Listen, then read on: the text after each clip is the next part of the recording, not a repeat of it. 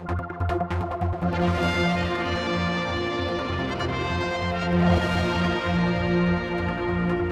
good afternoon, everyone. Thank you very much for coming along to the presentation of the budget for the forthcoming financial year. The title and strapline of our budget this year is Investing in Our Island's Future, which links us in nicely with the Island Plan that has recently been approved by Tynwald. So turning first of all to the outturn forecast for the financial year that we're currently in. It's anticipated that income tax revenue is forecast to be $407,000 ahead of budget. However, this might actually turn out to be slightly more than that. We don't know yet. As always with these things, it's a ballpark figure. National insurance contributions, which actually excludes any agency income, is £1.9 million, up compared to what the budget predicted it would be. But there is a downside. Customs and excise is £22.5 million down compared to budget due to reduced VAT income in areas such as hospitality, which was due to the reduced rate during the pandemic. Other income is also £3.8 million down compared to the budget. And in terms of fund expenditure, we will be spending £17.5 million in the financial year that's drawing to a close over budget, and mainly, unsurprisingly, that's due to contingency COVID-related costs. So in total, the total expenditure in this financial year is predicted to be £31.9 million over where the budget expected it to be. So overall, we are expecting that we will have a deficit forecast of £36.3 million. The reserves stand at £2.1 billion, but of course, as always, that comes with a health warning because £1 billion of that roughly is the National Insurance Fund, which is there for very, very specific purposes.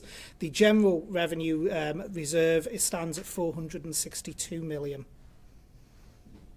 So moving on to the background to the budget. It has been another challenging year, and I don't think that comes as a surprise to anyone with, again, what not just ourselves, but also all nations around the world have been experiencing. Treasury did, in this financial year, recognise the challenges that we faced and the medium-term issues, and did take action to ensure sufficient funds were available, and that was through the issue of a £400 million sustainable debt bond in September last year, which added to the government reserves and allowed us to refinance structural debt across the MUA and also the steam packet. Positive note is we have very strong economic foundations coming out of the pandemic. We have a very robust economy here on Ireland, and it has continued to perform well despite the lockdowns and the restrictions. So we do, though, continue to face some challenges and risks, and this budget does actually recognise that and make financial provision accordingly.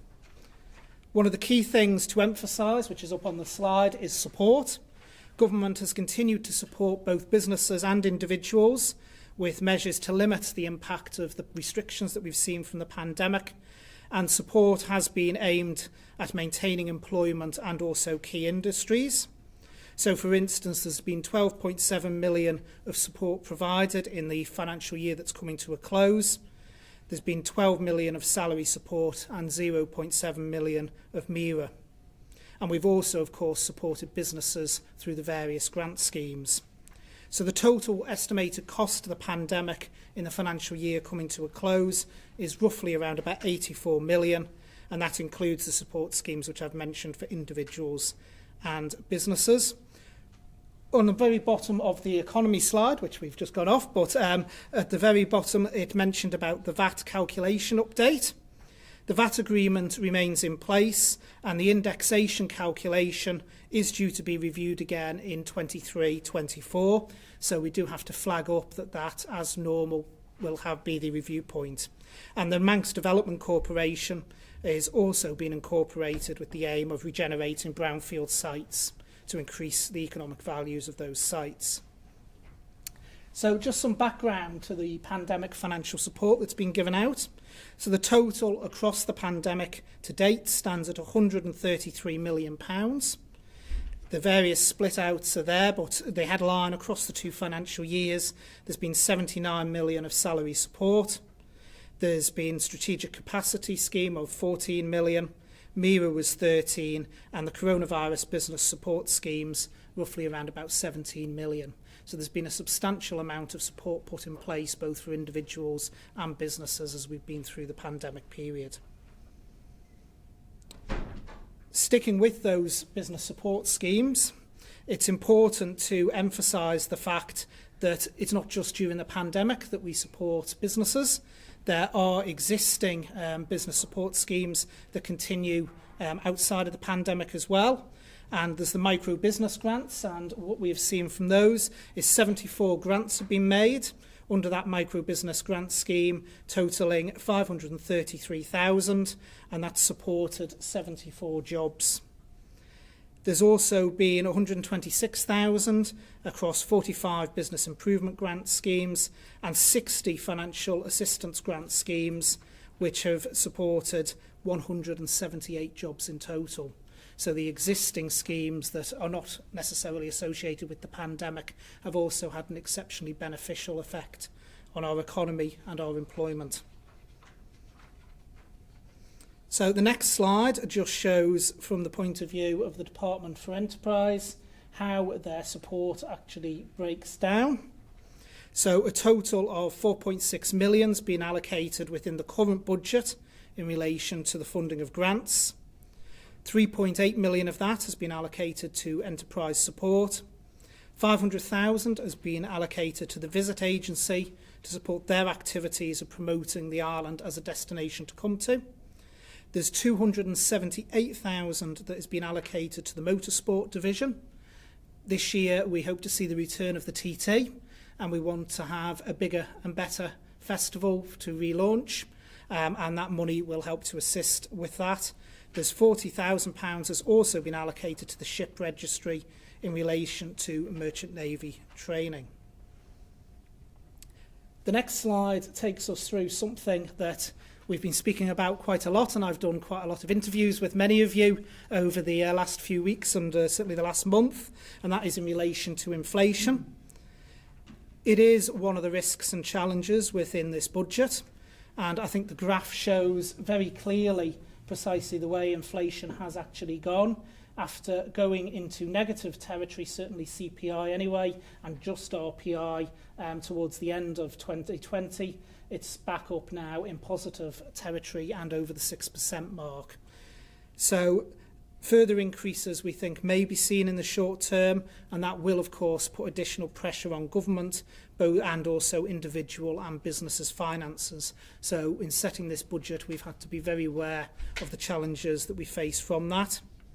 We also have to recognise that inflation is a risk within the government's capital programme through rising construction sector costs, and provision has been made to ensure that capital schemes are able to be completed in the face of rising costs through inclusion of a central capital inflation budget of 13 million. So that is to help departments where their capital programme the reason they may be going over is due to inflationary costs alone. So departments, if they want to access that fund, will be required to apply to Treasury, and they also will be required to demonstrate that any cost increases are actually directly attributable to the effects of inflation. So it's not a general overspend, it is purely due to the fact that they've seen an increase in inflation. So moving on to jobs on the island. Employment in the private sector has returned to its pre-pandemic levels, which I think also further demonstrates the resilience of the Isle of Man's economy and the way that it has recovered strongly from the main pandemic period. And the second chart, just on the right as you're looking at it, breaks out the split of jobs within the private sector as at the end of the last year, December 21, allocated across the 4 agency categories within DFE.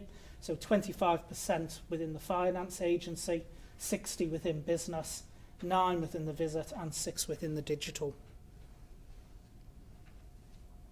Now the next graph, which is one of my favourites, where there's an awful lot of triangles for you to look at, again sticking with jobs, is that as of December 2021, there was estimated to be 736 individuals unemployed and looking for work on the island. and this compared to 1,201 individuals in December 2020. In December 21, there were 291 people claiming job seekers allowance, and that was compared to 756 a year earlier.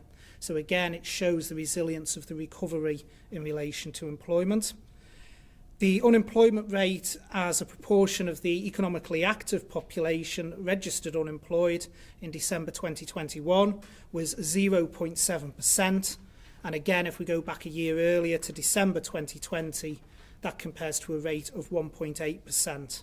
So it's extremely encouraging statistics for the island's economy. For anyone who's looking at the screen, working it out, the bottom line there is the job seeker allowance claimants. And then the lighter pink in the triangular-shaped bits of the graph is those working full-time, and also the darker pink is for those who work part-time, splitting out the numbers. So that phrase you've heard me utter quite a few times since I became Minister for the Treasury, the medium-term financial strategy. So Treasury has formulated an initial medium-term financial strategy to cover the term of this administration. And this will become clearer with the finalisation of the economic strategy. We've also got the Island Plan Department deliverables to come forward as well. So the strategy is to ensure policies and planning support for the island's economy. And the key objectives that we are looking to deliver is driving and supporting our diverse and successful economy, supporting existing and new business, driving inward investment, delivering and maintaining the highest international regulatory standards, delivery of a taxation system that supports economic aims of government and raises sufficient support revenue to support spending, and controlling public spending and promoting value for money through strong financial governance. We are going to continue to have to use the prudent use of reserves to support investment in public services and strategic infrastructure in the short term. And the plan is to reduce the resilience on the reserves in the medium term as this administration goes along. We're also developing long-term plans to support health and care spending requirements and also climate change initiatives, including encouraging external investment to help achieve the net zero carbon objectives as this administration has laid out. So in terms of the economic strategy, the roadmap to finalise the Isle of Man's economic strategy is in place and is laid out on the slide. So we're looking to work with key stakeholders, and the 4 key themes were identified to help form that economic vision for the island. That's being attractive to people, attractive to business, ensuring that we are tech-enabled, and crucially also that we are sustainable. So phase 1, the research phase of the project, has been completed. And this has identified a range of positive factors and also some challenges that are present within the island's economy. So there's the performance of economic sectors, diversification, government reserves, the cost of living, which is again one we've spoken about with many of you over the last few weeks, and also quality of life. The phase 2 work is currently underway, which is investigating opportunities for the island's economy and developing the policy levers that can be used to release them. So the next steps will be to build a framework once the policy levers have been developed and agreed, to provide clarity on the island's economic objectives and to ensure effective delivery of the programme. So this will be built around the newly formed Economic Strategy Board, which will be chaired by the Chief Minister and also contain myself and the Minister for DFE. So, challenges and risks.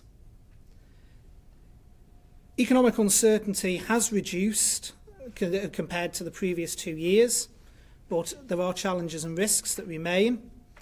As we've already discussed on one of the previous slides, there is significant inflationary pressures in all areas of the economy at the moment. The pace of economic recovery coming out of the pandemic remains a source of uncertainty.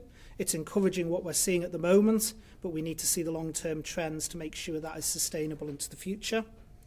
There is the possible labour shortages and demand reductions due to pressures on household finances.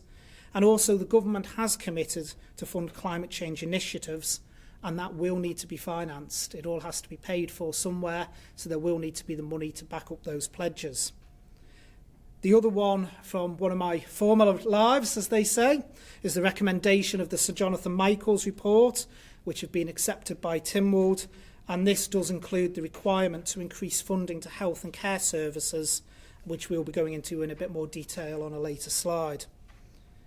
There's also significant costs associated with the legacy schemes within the capital programme, which must be planned on the basis that the full programme will be delivered. Treasury has ensured that funding is available to meet the full delivery of the capital programme, which totals £485 million over the 5 years of this administration. Previous years have shown that actual delivery is lower than this level. However, we've considered that it's a fiscally responsible and prudent approach to plan as if the full delivery was going to take place. So I mentioned there about health and care and the Ireland's funding gap. Growth funding of £8.25 million will be required for the next financial year, in addition to the general pay and non-pay budget uplifts. The funding requirement for health and social care grows to £35.2 million in the 26-27 financial year, although again that has to come with a caveat, because this could change if inflation varies from the central assumptions over that period. An additional £5.08 million has been specifically allocated within contingency funding for potential cost pressures on Manx care in the next financial year 22-23. Treasury approval, however, will be required before these funds are released. So it's not just a fund that's gone to DHSC to be used as they wish. They will require approval before the monies are released.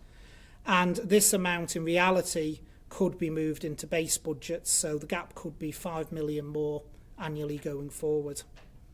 So the cumulative forecast funding requirement is £105 million over the 5-year period of the indicative financial plan, and that's excluding the additional £5 million that we've just noted above. It is intended that the 22-23 growth funding requirement will be met by a transfer of national insurance investment income, subject obviously to the necessary legislation and approval within Tynwald, and this is intended to be a single year measure. There will be a process of consultation going forward to establish a long-term sustainable funding mechanism to meet the increasing costs of health and social care. So within this budget that we're looking at now, a total of £16.68 million of new revenue funding has actually been allocated in respect of health and social care for the next financial year. Another one we touched on before is climate change. Treasury is making funding available for climate change projects and initiatives to allow the government to deliver on its stated timetable to achieve net zero carbon emissions. There's several areas of funding available within the current budget to allow climate change projects to be delivered. So we are establishing a new climate change fund, and that's starting off with a baseline figure of £25 million. There's also the Environmental Protection Fund, which will have £3 million within it, the Climate Change Adaptation Capital Budget of £9 million, and the Climate Change and Mitigation Capital Budget of £5 million.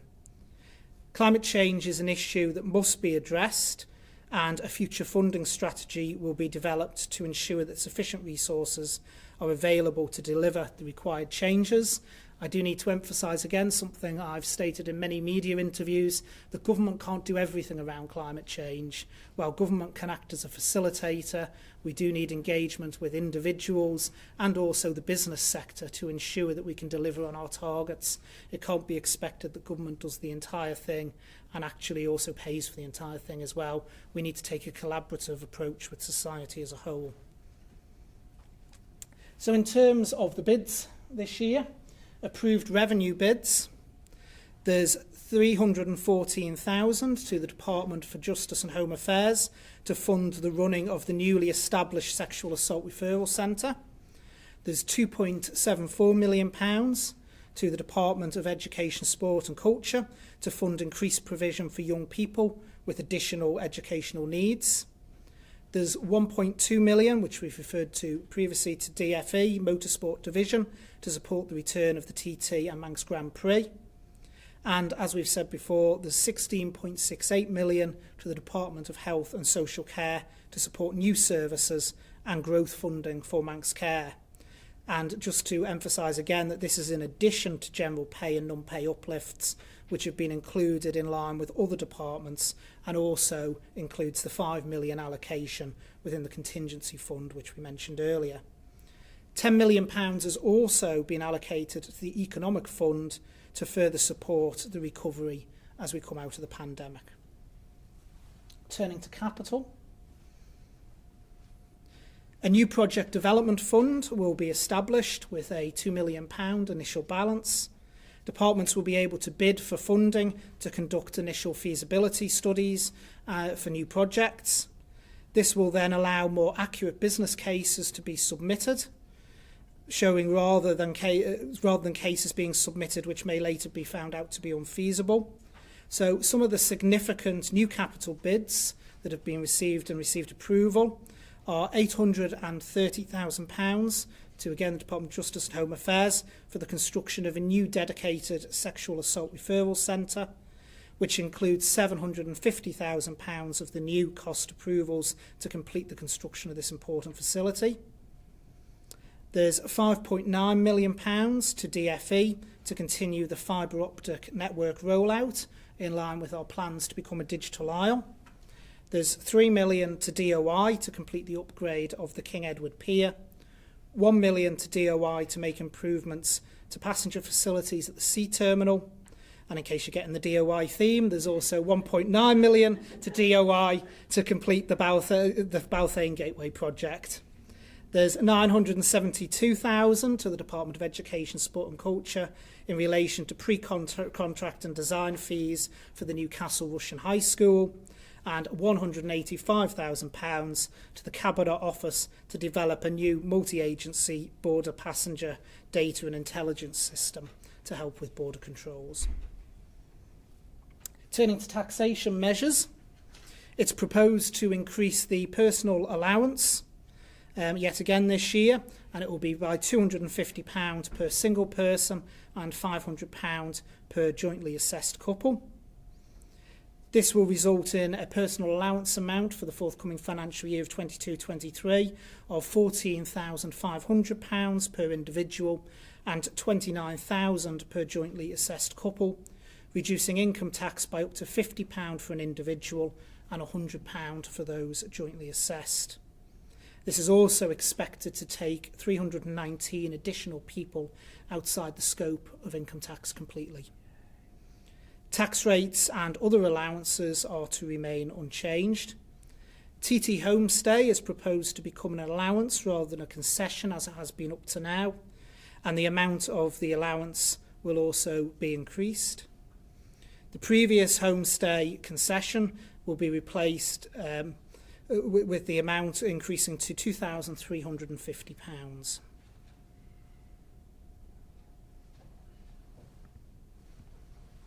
Moving on to national insurance. Again, always got to caveat that, subject to the necessary legislative approval by Tynwald. It's proposed to utilise £8.2 million of the investment income from the National Insurance Fund to meet the health and care growth funding in 22-23. And this, as I said on one of the previous slides, is expected to be a single-year measure. So it's not a measure that will repeat in future years. There's no changes proposed to Class 1, Class 2 or Class 4 for 22-23. The lower earnings limit will increase from £120 to £123 per week from April 22, and that's in line with the UK's increase to the lower earnings limit. Voluntary Class 3 contributions will increase to £15.85 per week. Again, that's in line with the changes that have been seen in the UK.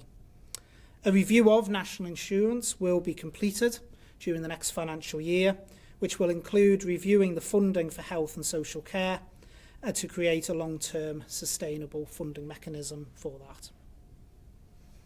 Turning to benefits. The basic state pension and Manx state pension will increase by 3.1%. The pension's triple lock is being suspended for 1 year in line with the UK due to the potential distorting effects of the post-pandemic wage inflation. During the pandemic, many people were earning less than in a normal year, with many making claims under the MIRA and salary support scheme. As businesses and the economy opened back up again during 2021, then earnings began to return to a more usual level, leading to an abnormal level of increases in earning figures. So if we'd kept the triple lock in place, which is based around prices, in other words CPI, average earnings or 2.5%, then it would have seen an anomaly in the relation to the state pensions because of the sudden recovery in wage growth. So this was considered to be an anomaly that had the potential to distort the increase. So as a result, the earnings element of the arrangement has been suspended, and I must stress this is just for 1 year. You will also note on the slide, with the much bigger arrow than the others, there's a 15% increase to carers allowance being proposed. One of the things I've always been passionate about is trying to help those who help others. We know from the census figures, that we have a large amount of people out there caring for other people, and those that are in receipt of carers allowance often do very long hours caring for people at detriment to their own lives. So one of the things that we want to do is look at carers allowance in general, but in the meantime, with the short time frame we've had from this budget, we believe the way forward appropriate is to raise carers allowance more than we have in relation to other benefits, and that's why this year that will see a 15% increase to carers allowance to indicate our direction of travel. Income support, child benefit, EPA and JSA will increase by 5%, in line with the Isle of Man CPI index at September 21. The full rate of Manx state pension will increase by 3.1%, so that's from £196.14 per week. It'll take you up to £202.23 per week. So looking to the future, several reviews will be completed going forward to ensure the sustainable funding and spending plans are in place. The one thing that slide's not short of is the word review. The following specific reviews will all be undertaken. There's the Economic Strategy Review, which will help to direct the overall medium-term financial strategy for the island. There's the National Insurance System will be reviewed, which will include the review, as I mentioned before, of health and social care funding and how we make that more sustainable going forward. Social Security has already begun a transformation programme, and that programme of transformation will be ongoing to continue to ensure that the system is both equitable and affordable. The budget process itself will be reviewed as well, and the Strategic Infrastructure Needs Assessment will assist with the focus of the capital spending plans. We are also going to look to review the reserves policy to ensure their prudent use to maintain and support investment in services and infrastructure for the benefit of the island going forward.